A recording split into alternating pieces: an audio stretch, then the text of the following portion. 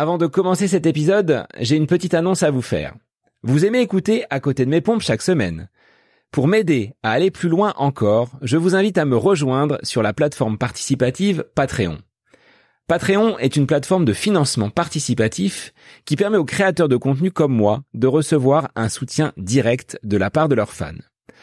En devenant membre de la communauté du podcast, vous aurez accès à des contenus inédits, des épisodes supplémentaires, mais vous pourrez surtout contribuer activement au développement de ce projet. Votre soutien est essentiel pour faire grandir ce podcast. Visitez patreon.com/à côté de mes pompes et découvrez toutes les surprises que je vous réserve. Le lien figure dans les notes des épisodes.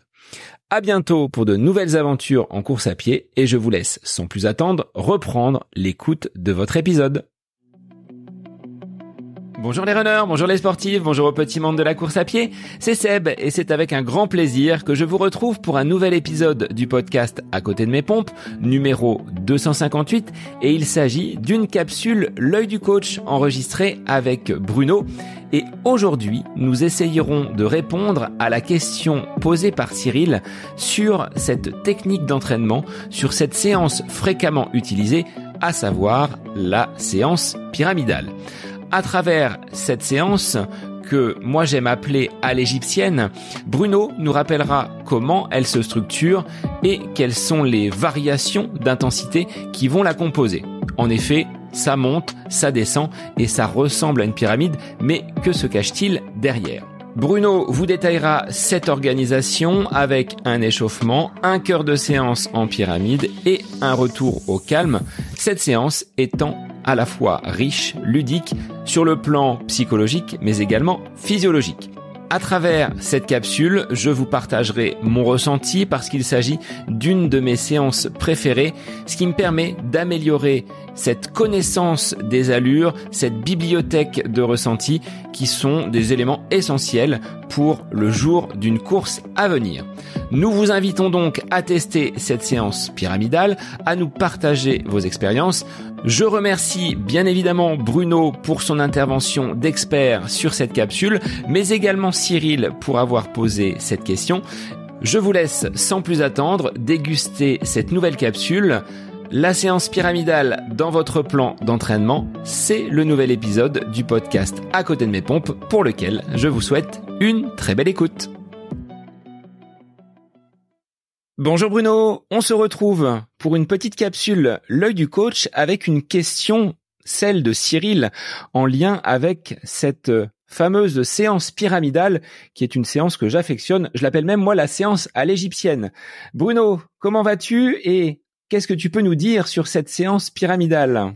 Salut Seb, écoute, comme d'habitude, ravi de retrouver nos auditeurs et cette capsule pour parler de sujets qui sont toujours passionnants, notamment cette séance pyramidale, où il y a pas mal de choses à dire, je l'avoue. Alors oui, séance pyramide, parce que ça ressemble à une pyramide. Une pyramide, c'est pointu, ça. La séance pyramidale, elle est pointue, non pas parce que elle est très précise, mais parce que la construction de cette séance fait que ça ressemble à une pyramide. Voilà pourquoi on appelle ça pyramidale. Donc ça monte et ça descend. Il y a une pointe, il y a un chapeau, il y a un sommet. Voilà, c'est pas une séance de côte descente, mais c'est une séance qui monte et qui descend. Même si on la réalise le plus souvent sur du plat. Comment elle peut s'organiser ? Est-ce qu'elle prend la même organisation qu'une séance de fractionné avec un échauffement, un cœur de séance où là on va retrouver la pyramide et pour conclure un petit retour au calme, c'est exactement comme une séance de fractionné. Exactement, c'est la même chose, il y a pas de différence. C'est le corps de la séance en lui-même qui est différent, mais la séance, l'organisation globale de la séance est exactement la même avec les trois fameux temps, l'échauffement, le corps de la séance et le retour au calme, la récupération. En tant qu'enseignant, Bruno, quel serait l'objectif que tu donnerais à cette séance ? Puisque comme on le sait tous les deux, il n'y a pas de séance sans objectif. Exactement. Pour moi, l'objectif, c'est vraiment de s'adapter. C'est-à-dire que c'est une séance avec des variations d'allure, donc il va falloir s'adapter. Ce qui fait la richesse de cette séance, c'est qu'au lieu de proposer des répétitions qui soient toujours les mêmes, on va proposer des durées ou des distances qui sont différentes, ce qui va nécessiter de s'adapter. Et ça va dans le sens de ce principe que j'aime bien, de la variété de l'entraînement. Donc déjà, c'est une séance qui change, donc c'est sympa. Pour faire simple, de se taper toutes les semaines un 10 x 400 ou un 20 x 30-30, on va mettre une séance avec donc cette forme de fractionner un peu différente. Donc déjà de la variété, donc c'est ludique, c'est sympa, ça change. Variété sur le plan psychologique, mais aussi cette variété, elle a un intérêt, je dirais presque le plus important, c'est la variété sur le plan physiologique. Les sollicitations qu'on va faire subir à notre organisme sont différentes de celles de d'habitude, et donc le corps, comme toujours, va s'adapter. Donc voilà, ça c'est l'objectif numéro 1, s'adapter grâce ou à cause, mais plutôt grâce à la variété de la séance et de la variété des allures. Alors on peut trouver différentes formes de pyramide. Je vois celle la plus classique où on va monter soit en distance, soit en nombre de minutes, 2, 3, 4 minutes, redescendre à 3 et finir à 2. Mais on peut avoir des pyramides qui sont spécifiquement montantes et des pyramides sur un cœur de séance qui sera spécifiquement descendante. C'est ça, voilà. C'est pour ça que pyramide, c'est un peu restrictif parce que la séance où on va commencer par les fractions les plus longues, donc je ne sais pas si on peut appeler ça une pyramide descendante parce qu'en fait, on ne fait que descendre. Donc je ne sais pas quel nom il faut attribuer à cette séance qui ne fait que descendre, mais elle a aussi un objectif qui est bien particulier. Donc séance pyramidale, oui. Après, voyons ce qu'il faut y mettre derrière, mais une séance qui démarre avec des fractions importantes et qui finit par des fractions plus courtes, c'est pas forcément une pyramide, mais moi je la mets dans ce même type de séance avec des distances et des durées qui sont variées. Qu'est-ce qui peut varier également sur ce cœur de séance? Est-ce qu'on peut ajuster la vitesse, c'est-à-dire partir avec des fractions courtes mais à haute vitesse et des fractions plus longues où la vitesse va s'atténuer un petit peu? Comment tu peux mixer là encore pour apporter de la variété, un côté ludique dans les séances? Oui, c'est ça. En fait, c'est vraiment. Alors justement, je faisais la remarque à Cyril, puisque c'est lui qui pose la question. J'analysais sa séance et lui, il avait une séance de mémoire, c'était 3 minutes, 5 minutes, 7 minutes, 5 minutes, 3 minutes. Donc là, on était dans une séance pyramide, 3, 5, 7, 5, 3. Alors, je le répète pour ceux qui nous écoutent, mais qui n'ont pas forcément l'habitude des capsules. Moi, je fonctionne toujours en durée d'effort. Libre à l'athlète, s'il le veut, de transformer ça en distance, mais 3 minutes, 5 minutes, 7 minutes, ça peut correspondre aussi à des distances. Sachant que si je construis ma séance pyramidale avec des distances, je n'aurai pas les effets escomptés parce que si je remplace mon 3 minutes par un 1000 mètres, pour quelqu'un qui est un athlète de bon niveau, ça va pas poser de problème, mais 3 minutes pour un athlète moins bon ou qui va courir moins vite, ce ne sera pas du tout la même distance. Donc, construire une séance pyramidale en distance, c'est vraiment faire du sur-mesure. C'est-à-dire qu'on sait à quelle durée d'effort va correspondre la distance. Je ne sais pas si je suis bien clair. On ne peut pas systématiser les séances pyramidales en distance parce que ça dépend du niveau du coureur. Par contre, on peut systématiser une séance pyramidale en durée parce que 3 minutes, ça reste toujours 3 minutes pour tout le monde. Donc, Cyril, sur son 3, 5, 7, 5, 5, 3, avait fait tout à la même vitesse. Et je lui expliquais qu'en fait, l'idée, c'était vraiment de faire les 3 minutes à un certain pourcentage de VMA, de faire les 5 minutes à un certain pourcentage de VMA, de faire les 7 minutes à un certain pourcentage de VMA, etc., etc. Donc, ça demande des changements d'allure, ça demande une adaptation, et ça va aussi dans le sens de ce que j'aime bien, ce que je parlais, et qui visiblement a plu à ceux qui nous ont écoutés quand on a fait cette capsule, la bibliothèque de ressentis et de sensations. Ça augmente on va mettre des bouquins supplémentaires parce qu'on a des sensations différentes et donc à chaque fraction non seulement c'est varié mais l'allure n'est pas la même et donc c'est ça aussi qui fait l'intérêt de cette séance à la fois sur le plan ludique et sur le plan physiologique, c'est qu'on ne court jamais à la même vitesse et comme je construis mes allures d'entraînement en mettant des pourcentages de VMA associés à des durées, en fait l'athlète Cyril, lui, il sait que 3 minutes, il faut qu'il court à telle vitesse, 5 minutes à telle vitesse, 7 minutes à telle vitesse, et ce ne sont pas les mêmes vitesses. Et j'aime bien aussi par exemple, cette pyramide de 3, 5, 7, 5, 3, je l'utilise après avoir fait 4 x 6. Parce que ça permet aussi de passer, alors évidemment, là, on est dans l'ultra progressivité, mais moi, j'aime bien. quelqu'un qui va faire une séance de 4x6, après, moi, souvent, je lui propose de faire 3x8 ou 4x7, peu importe. Donc, la séance pyramide, elle permet de goûter, entre guillemets, un peu à des distances plus longues sans que ce soit trop difficile, puisqu'on va revenir à des distances plus courtes. Je sais pas si je m'explique bien. En fait, c'est un avant-goût, en fait, de ce qui va se passer avant. On commence à tester un peu du plus long sans que ce soit trop difficile, parce que c'est passer de 4x6 à 3x8, ben c'est quand même 2 minutes de plus, mine de rien. Donc voilà, on est encore dans une hyper progressivité et une variété importante que moi au final j'aime bien dans le programme, et souvent d'ailleurs les athlètes, Cyril le premier, en redemandent.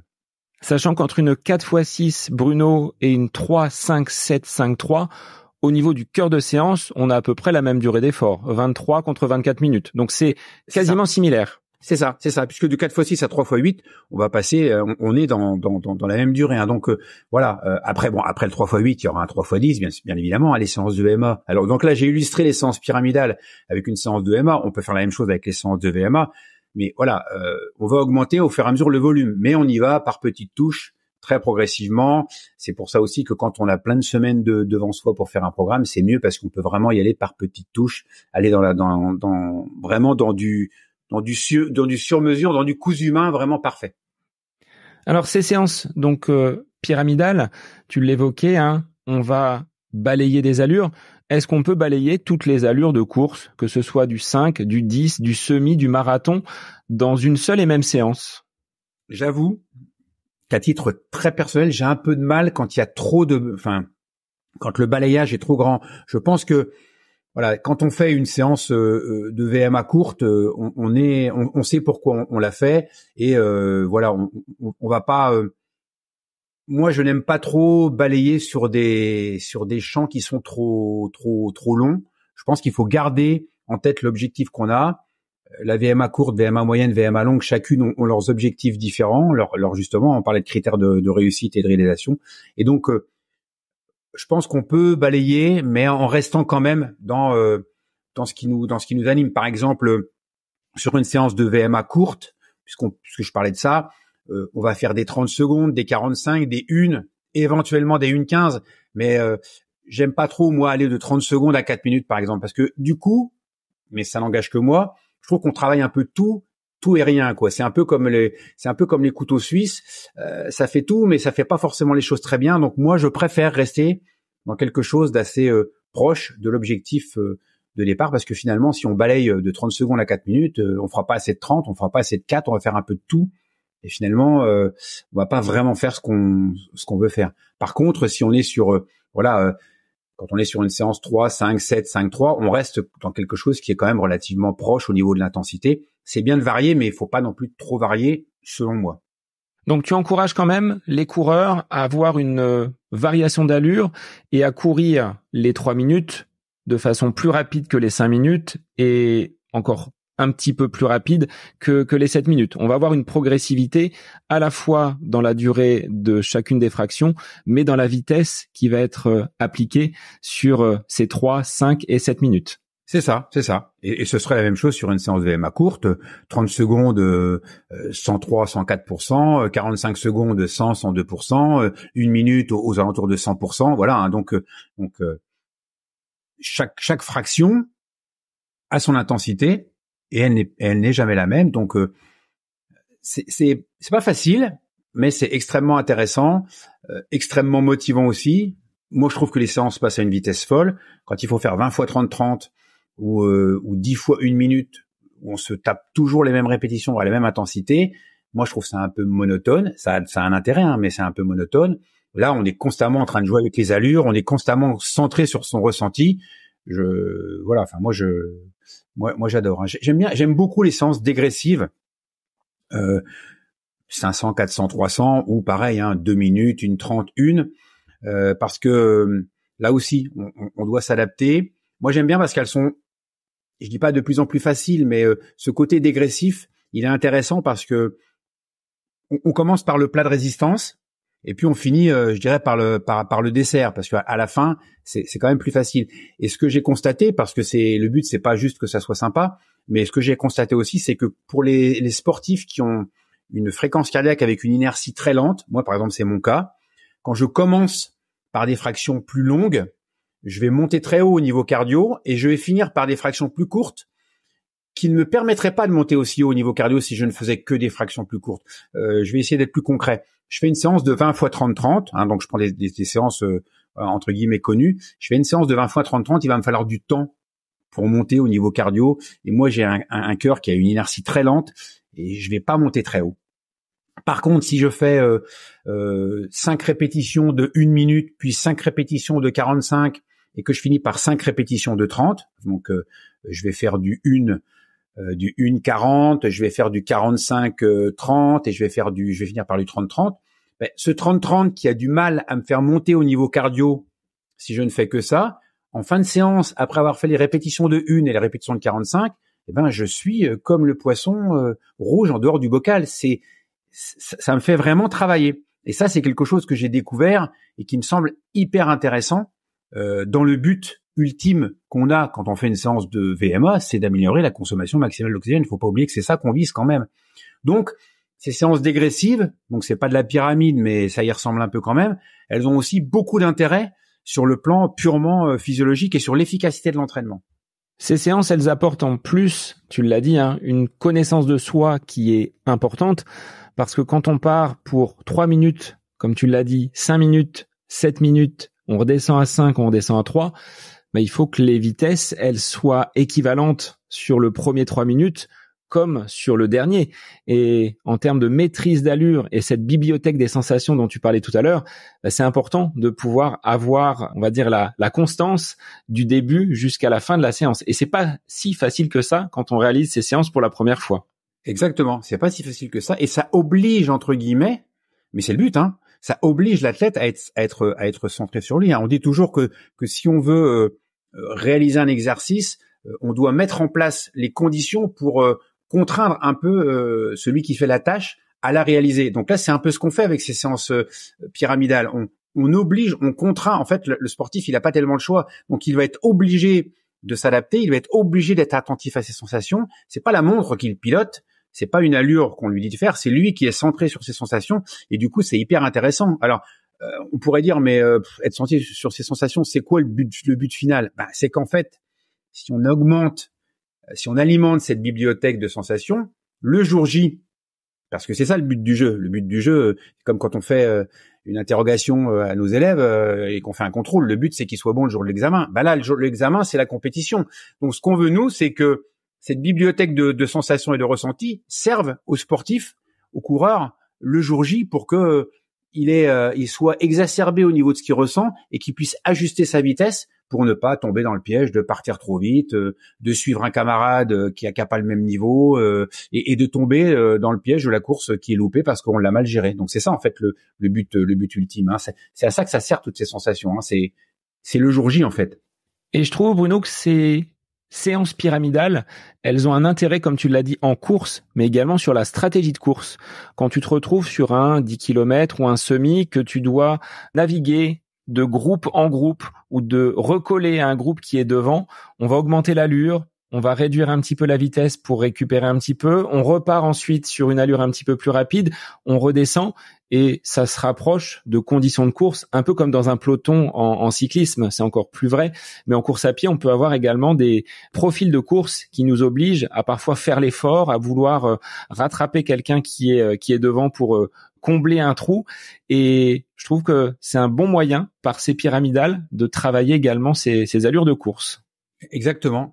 Je me souviens que quand j'avais préparé un sportif, un marathonien de haut niveau, donc qui avait obtenu sa sélection dans un grand championnat, et j'avais mis en place une préparation particulière sur les séances spécifiques parce qu'on se disait ça va partir très vite. C'est un championnat international, donc ça va partir comme des balles.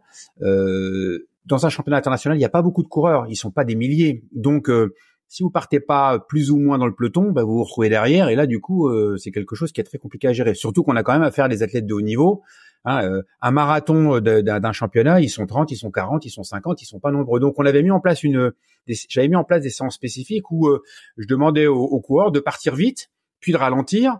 En fait, l'idée c'était de reproduire un peu ce schéma de course où dans tous les cas on savait il allait falloir rompre avec la stratégie habituelle de régularité, parce que là sur un championnat, y a pas d'autre moyen pour rester entre guillemets dans le coup, même si on part pas vite, que de être capable d'absorber un départ rapide. Et donc c'est ça, hein, c'était typiquement ça, un départ de séance rapide, puis des allures plus lentes pour s'habituer à cette variation d'allure qui est pas forcément la stratégie la plus efficace en termes de chrono, mais dans un championnat ou dans une course où voilà, on va, comme tu le décrivais, on va avoir besoin de ces ressources-là pour varier la vitesse. Alors sur un plan psychologique, moi je t'avouerai que quand on bascule au sommet de la pyramide, j'ai comme un regain d'énergie parce que je me dis j'ai fait le plus dur, je suis arrivé sur les fractions les plus longues et derrière ça va être dégressif. Et bien souvent, j'ai des fractions sur la descente de cette pyramide qui vont être un tout petit peu plus rapides, comme si le mental prenait le pas sur les gambettes et j'arrive à être bien plus à l'aise sur la deuxième moitié de la séance que sur le démarrage où on tâtonne un petit peu parce qu'on ne sait pas trop parfois à quoi s'attendre.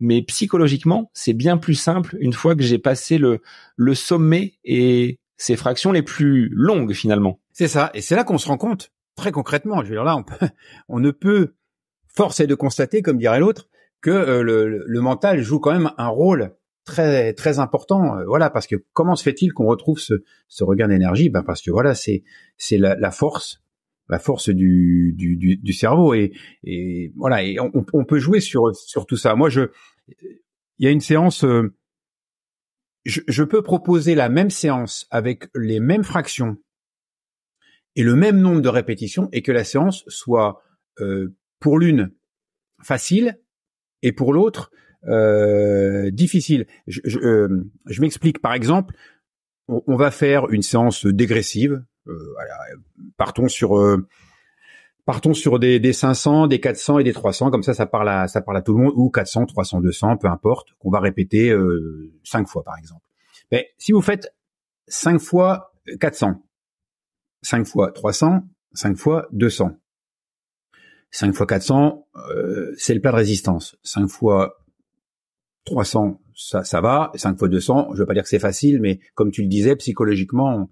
Mais si vous faites 400, 300, 200, 5 fois, et vous faites 400, 300, 200, vous recommencez 400, 300, 200, vous recommencez 400, 300, 200, ben je peux vous dire qu'à la fin du 200, où la récupération est courte et vous savez que vous repartez sur un 400, psychologiquement, c'est pas du tout la même chose. Donc on a le même nombre de fractions, le même nombre de répétitions, ce n'est pas du tout la même séance, mais juste parce que psychologiquement et physiologiquement, la construction de la séance en elle-même fait qu'elle n'est pas du tout pareille. Et je propose à tous ceux qui nous écoutent de tester ce genre de séance. Alors après, ça peut être 5 fois 1, 5 fois 45, 5 fois 30, et donc on va faire une 45-30, une 45-30, une 45-30. Testez les deux formes d'entraînement et vous allez voir que c'est le jour et la nuit. Et pourtant, ce sont les mêmes répétitions, et ce sont les mêmes fractions. La séance, elle est identique, je dirais, dans son contenu. Donc d'ailleurs, on pourrait même aussi proposer à nos auditeurs de tester, puis de nous raconter. Mais donc on peut en fait jouer sur plein de petites variables comme ça et s'apercevoir que le physique, mais surtout le mental, joue un rôle très important dans ces séances-là. Et là encore, hein, l'intérêt, c'est que le jour J, le mental, on l'ait un peu éprouvé et qu'on puisse bénéficier de ressources psychologiques les plus élevées possibles pour affronter la compétition. Dans ce type de séance, Bruno, comment tu intègres la partie récupération, qui, on l'a déjà dit, est une forme importante de réussite pour les séances. Sur ces séances pyramidales, comment elles s'organisent, comment tu la mets en place ? Alors j'ai l'habitude, mais les sportifs qui suivent mes plans le savent et ont aussi cette habitude de plutôt pincer les récupérations. Alors non pas parce que je suis quelqu'un de vicieux et que je veux torturer les sportifs ou les coureurs que j'accompagne, mais parce que je pense que c'est ce qui permet d'atteindre l'objectif de la séance. Quand les récupérations sont courtes dans des séances de VMA, c'est ce qui va permettre de solliciter la consommation d'oxygène. Quand les séances sont courtes sur les séances de VMA, on va éviter des allures trop rapides et donc de changer de registre. Donc alors c'est un peu compliqué à mettre en place, mais maintenant avec des outils comme Nolio, on arrive facilement à programmer les séances sur les montres. Donc ça évite de perdre un temps fou dans la programmation. Mais on peut prendre un exemple d'une séance de VMA. Sur des 30 secondes, je vais proposer 30 secondes de récupération.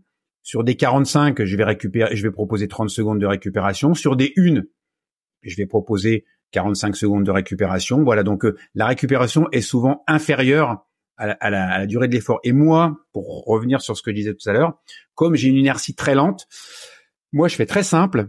Quand je fais une séance pour moi, que je m'applique, je fais une récup 30, 45 récup 30 et 30 récup 30. Que dans le 1 récup 30 que je vais faire en début, je veux vraiment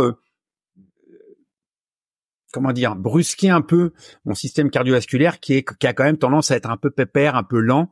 Et donc, du coup, quand vous faites 5 répétitions de 1 récup 30, je peux vous dire qu'au niveau cardiovasculaire, ça vous met vraiment à les bonnes dispositions. Donc, le 45-30 derrière, il est dur, mais ça va.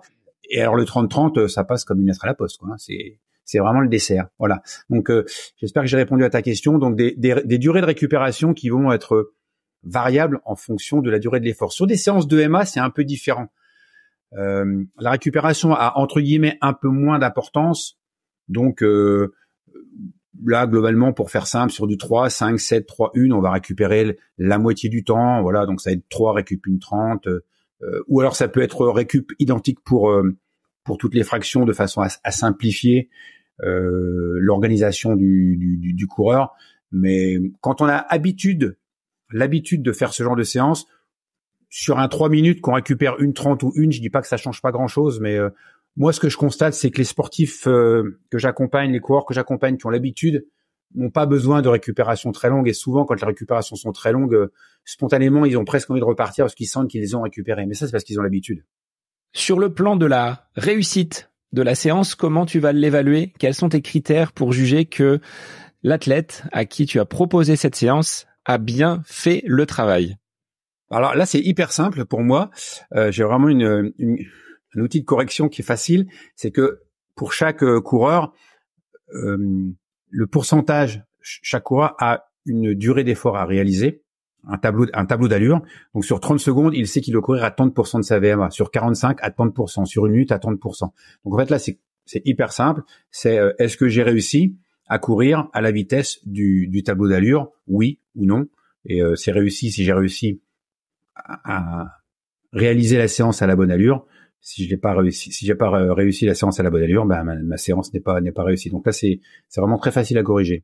Et est-ce que cette séance pyramidale, tu la proposes à tout type de coureurs, que ce soit des coureurs débutants ou des coureurs expérimentés? Est-ce qu'elle est pour tout le monde, cette séance? Je la réserve vraiment, je fais très attention parce que c'est une séance qui peut être très perturbante. Donc pour moi, c'est une séance qui est vraiment dédiée aux coureurs qui sont relativement aguerris, ce qui ne veut pas dire que ce sont des coureurs qui ont un gros niveau de performance. Cyril fait entre 45 et 50 au 10 km. Voilà, donc c'est bien, hein, c'est pas non plus exceptionnel, mais Cyril, c'est un coureur aguerri, il a l'habitude de mes plans d'entraînement, et l'idée aussi, c'est que on ne tombe pas dans cette routine, dans cette habitude, parce que quelqu'un que j'entraîne comme ça tout au long de l'année, si je lui propose toujours le même type de séance, il va finir par s'adapter, il ne progressera plus. Donc moi aussi, ça m'oblige à me remettre en cause, à modifier un petit peu les contenus. Donc des coureurs aguerris qui ont l'habitude de s'entraîner, qui maîtrisent les séances de fractionnés, mais pour qui aussi on doit un peu casser le moule pour essayer de reproduire quelque chose de différent, pour ne pas tomber dans une espèce de routine où l'athlète va cesser de progresser, parce que la variété des entraînements est selon moi hyper importante. Eh bien, merci Bruno pour cette nouvelle capsule. Là, on est spécifiquement dans l'entraînement et dans l'analyse des séances. En réponse donc à la question de Cyril sur cette séance pyramidale, on invite donc les auditeurs à tester et à nous faire leur retour, Bruno. Exactement. Testez. N'hésitez pas à nous dire comment ça se passe, à poser vos questions. C'est hyper intéressant. Je trouve que justement, c'est ça aussi qui fait la richesse. Ce sont tous ces allers-retours qu'on fait entre les coureurs et nous et qui nous permettent de grandir, d'apprendre et d'évoluer. Donc, à vos questions et chers auditeurs, on vous retrouve très rapidement pour une nouvelle capsule. C'est l'œil du coach avec Bruno. Bonne semaine à vous. Cette capsule L'œil du coach avec Bruno Heuby est désormais terminée. Merci à vous pour votre écoute, mais aussi pour vos retours sur ce format d'épisode un petit peu plus court. N'hésitez pas à nous transmettre vos questions, vos interrogations via les différents réseaux, Facebook et Instagram. N'hésitez pas à nous soumettre vos idées d'épisodes pour de prochaines capsules. Belle semaine à vous!